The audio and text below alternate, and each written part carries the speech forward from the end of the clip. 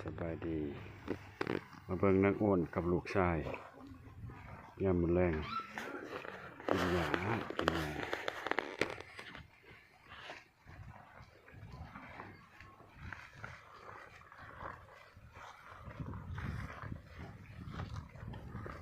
มาอัปเดตสถานการณ์บักทึกหน่อยกับแม่กินหญ้าย่ามมื้อแรง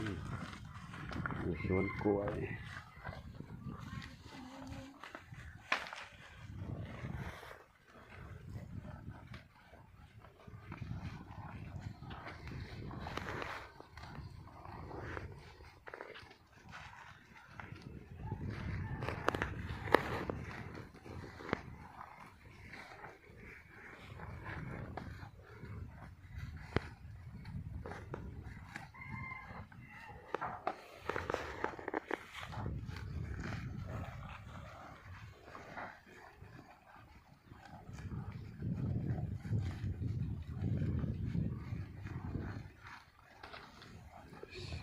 แสบดี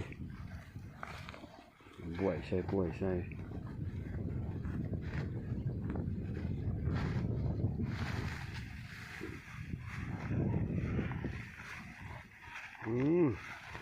คำใหญ่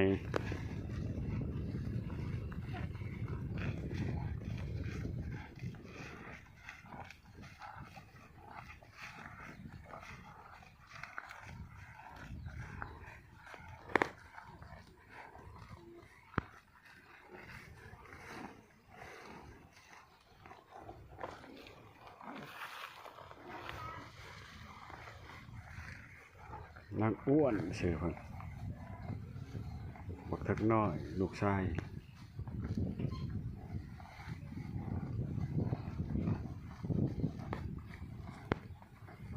สำนี้เด้อพี่น้องเด้อ